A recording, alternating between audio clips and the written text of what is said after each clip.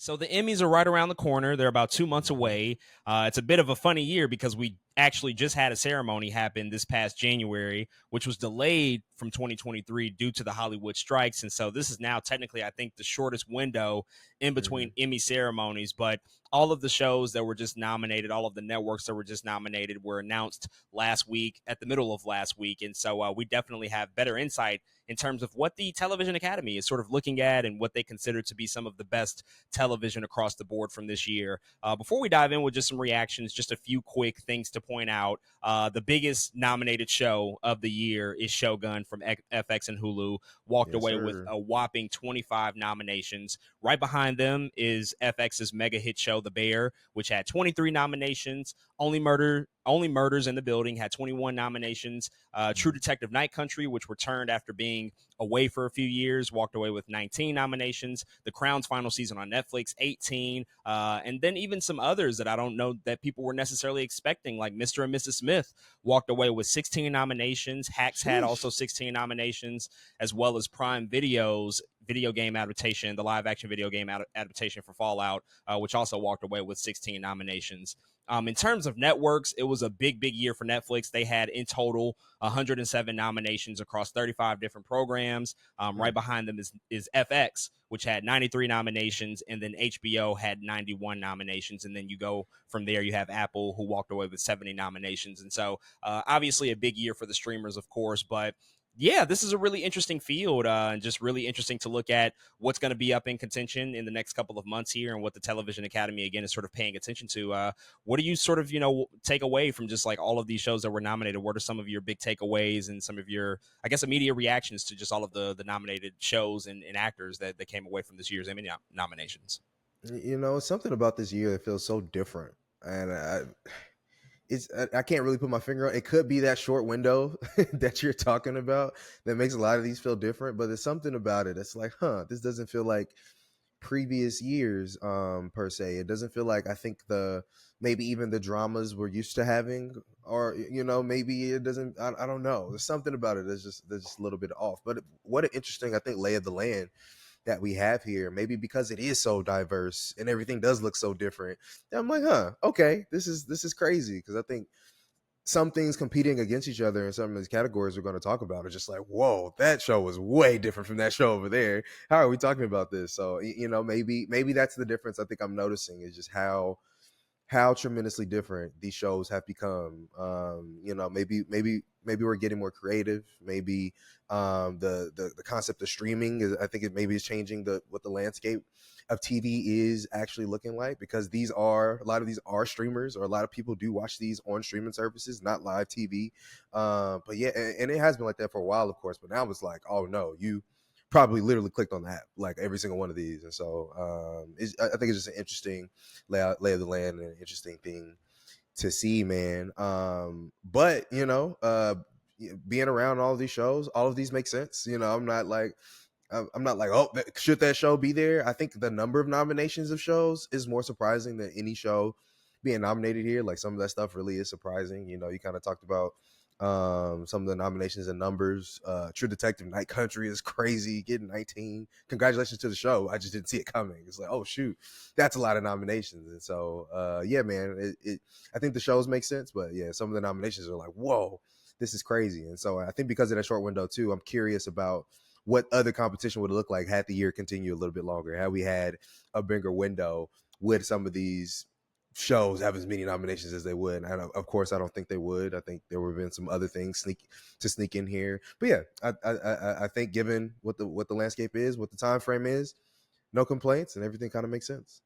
Yeah, I mean, it's definitely a different year. I mean, a lot of the heavy hitters are just not here anymore. Succession wrapped up last year, so there's no Succession. The Last of Us is in between seasons. House of the Dragon, which is on right now, is not up for contention. The White Lotus isn't on. So a lot of those huge shows, those big, really marquee shows, are just not in contention for this year, which, is going to happen occasionally. And so we're seeing some of the other shows that aired in this shorter window sort of sneak in here, I would say, ultimately, which is fine. Shogun is a huge show. I think that would have been there regardless, just because of everything behind it. It's a huge, epic historical drama, a lot of money, a lot of resources put behind it. And of course, very, very beloved show across Mhm. critical and audience acclaim. But yeah, it's just one of those years where it's like, okay, it's cool, it's fine, but Mhm. we just are lacking some of those heavy hitters that I think we're sort of used to seeing across the board, and some of the ones that maybe had an opportunity to sort of come out and make a statement in terms of their endings or the way that they wrapped up their shows or how they're entering the final stretch. I don't think that they necessarily landed in the ways that they probably thought that they would either. But yeah, now streaming is the dominant form of what's being considered in contention for a lot of these major awards. Cable TV networks and even second tier streaming networks are pretty much just kind of falling off entirely. Like beyond cable TV, streaming networks like Peacock and Paramount Plus and Mhm. Showtime, they're not really represented here, like at all. Mhm. It's all focused on Apple, HBO, Prime Video, Netflix, of course. So it's a really, really tight sort of window of just, I think, what even has a possibility of being nominated, which kind of just speaks to the taste of the Academy. I Yeah. say this often that they typically only watch like maybe 5 shows for the entire year, and then they just get all the nominations. And that's pretty much what happened here, kind of again, I think, Mhm. in this particular year. So they haven't necessarily evolved their practices and the category definitions and what can be considered, but that's a bigger issue beyond just the nominations themselves. Let's talk about the limited series categories. There's a lot of interesting things here, especially in the acting categories, but specifically for the shows, we have Baby Reindeer, Fargo, Lessons in Chemistry, Ripley, and True Detective Night Country, all up for limited series. True Detective is in its 4th season, so we're still squeaking in the limited series category, even though it's like an anthology series. Again, Mhm. just another practice that is always just kind of funny and interesting to me. Same exact situation for Fargo. That is another anthology series that continues Yeah. to make itself known in the limited series category. But Baby Reindeer was, of course, a huge show on Netflix this past spring. Lessons in Chemistry, really, really respectable show that did pretty well on Apple TV Plus, wrapping up the wintertime. And Ripley, a show I talked about a few weeks ago, kind Mhm. of sneaking in here as well, but definitely, personally, my favorite of the bunch. What do you think about just the field for the shows themselves, but even the nominees across the acting categories, whether it's supporting or the lead actors or actresses? Man, there's some fire in here, man. I think in terms of energy in general, just Baby Reindeer, man, just had so many people were talking about that show, so so randomly and abruptly. It was like, what is this show? And how is everybody talking about it? So I think there might be some steam behind like a Richard Gadd and Baby Reindeer, or like even if winning even like something like outstanding limited series. I think it makes sense here, man. And I do like all these limited series as well. I've only really seen Lessons in Chemistry and Baby Reindeer for the most part. But shoot, I like those shows. Those are really good. I, I think I think I also love seeing Vergara here being nominated as best lead actress, and Griselda. Shout out to her. That's really dope.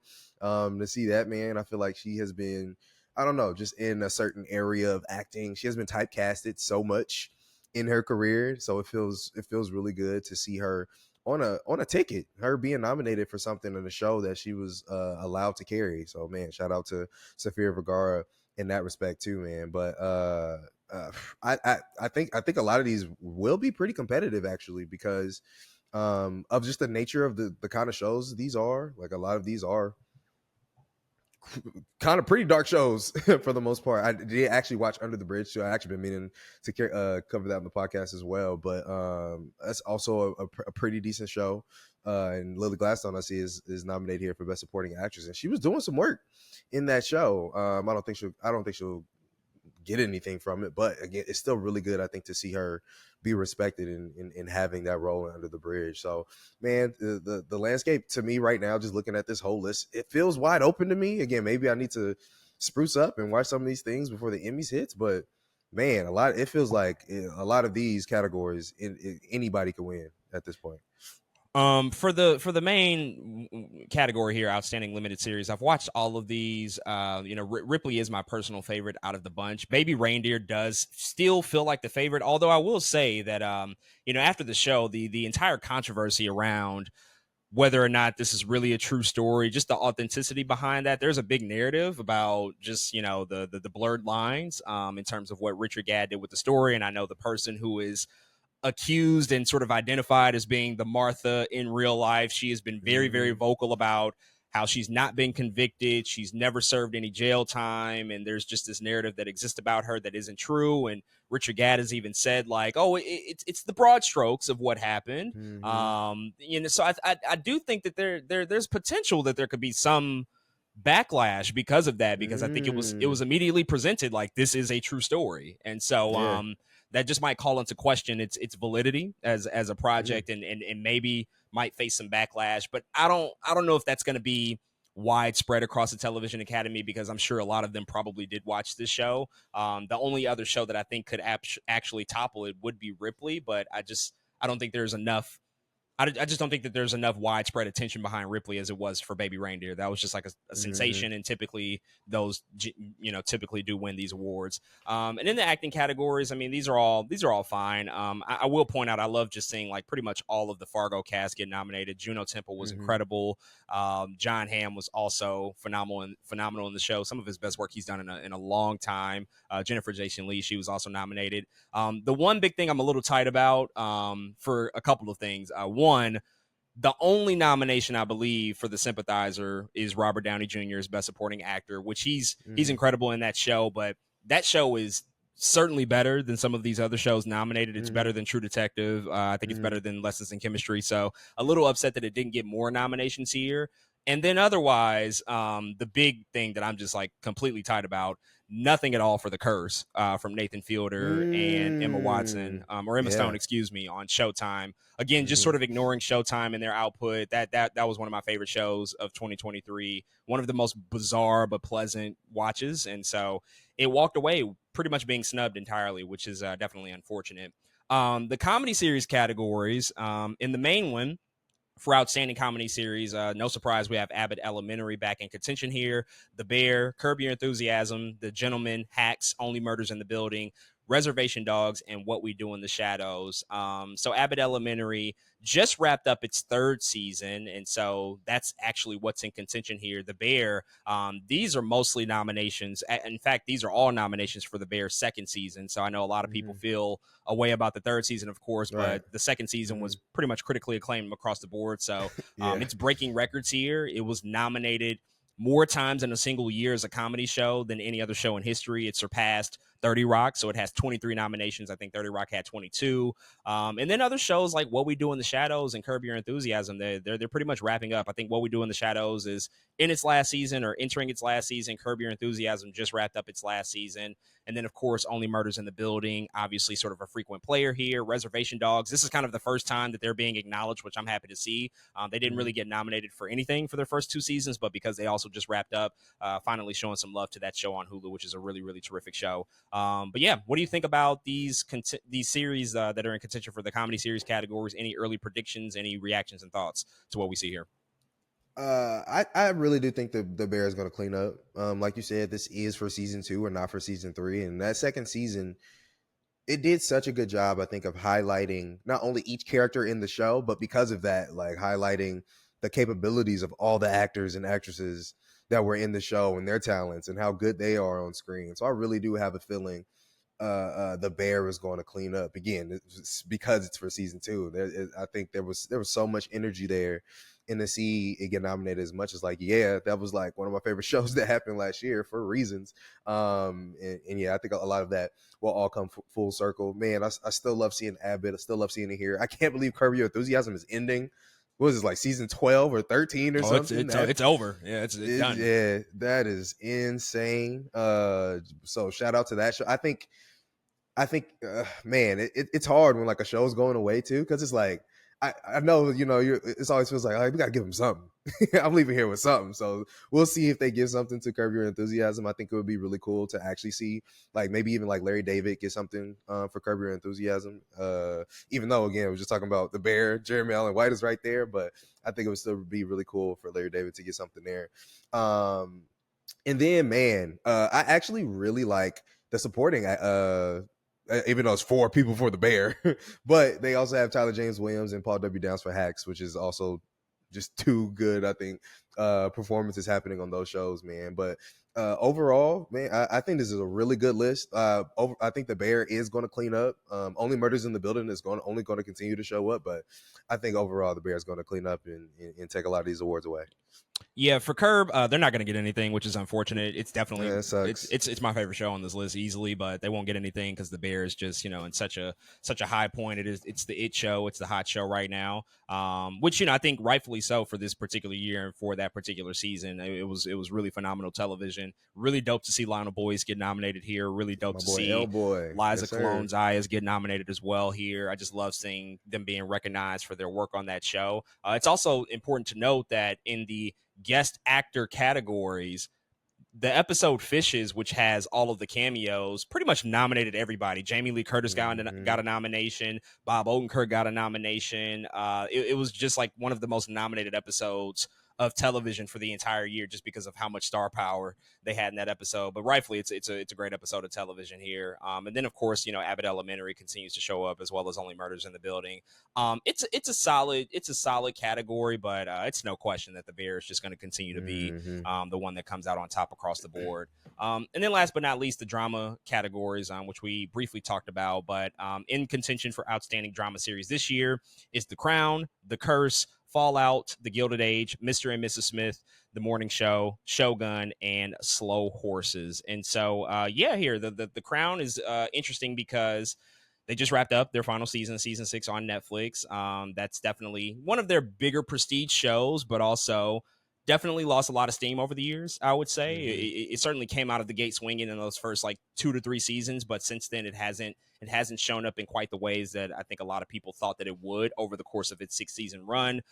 Fallout is a big showing here for that show. I mean, I think a lot of people might have been somewhat surprised to see this huge video game adaptation, this genre show, really show up in this way and be nominated for a drama series. The Morning Show, I will refrain from talking about that show at length. Slow Horses, I haven't watched that, but I've heard really good things about that. Shogun, of course, Mr. and Mrs. Smith, also like another genre show, getting Hmm. acknowledgement here. So definitely some interesting things taking place. I think some shifting tastes maybe in the television academy. We started to see Yeah. a little bit of this last year with House of the Dragon and The Last of Us, but we were starting to notice like, oh yeah, a lot more genre shows are etching Hmm. their way into being nominated in these big drama categories, which historically has not really been the case. We're used to the Sopranos and the Breaking Bads, like those really true blue dramas, but now we're seeing things that touch on sci-fi and fantasy and horror and post-apocalyptic dystopian stuff, and video game adaptations. Again, starting to be acknowledged and recognized here. So, thoughts on the drama series categories and early predictions for what might win in some of these respective categories. No, you said it, man. Genre is killing it. I really love. I think any ounce of kind of some of the more nerdy shows itching in, man. Fallout, another video game series coming out in the absence of The Last of Us. You know what I'm saying? It's really good to see Fallout here because that really was a good show, and just the taste of Mr. and Mrs. Smith is so different. Donald Glover has in Hero Mariah, you know what I'm saying? They always have moved a little different with their shows, specifically, coming off Atlanta. And so seeing Mr. and Mrs. Smith get, I think, the love it's getting, it does feel like such different TV being nominated here than what we're used to. So it's really cool seeing that. Shogun, man, kind of I feel like all the energy was in the Bear. I think a lot of the energy is definitely about to be in Shogun. Shogun is about to clean up. If Anna Sawai does not win, I'm gonna be pretty upset. I ain't gonna lie to you because she's like my favorite of the year for sure in terms of like any actress on a drama series. She's definitely been my favorite like of the year that I can think of. Man, I absolutely love her in that show. So I need her to win that. I'm telling you now, I'm gunning for Anna Sawai. But man, everything else is I really like a lot of these categories, man. Best lead actor to me is fire. Walton Goggins was killing it in Fallout. Gary Oldman, I haven't seen Slow Horses, but it's Gary Oldman. I'm sure it's amazing. I need to watch the show. You know what I'm saying? If Gary Oldman's in it, I need to watch it. So I'm gonna watch Slow Horses for sure. But I can't wait to check that out. Hiroyuki Sanada and Shogun. I mean, I think that's a really cool category, that best lead actor in drama series this time around. I'm sure all of those are just really good performances down the line. So I need to clean up in some of those things, but I really like that category. But other than that, man, yeah, I think Shogun's going to clean up, and I think that's really the story here.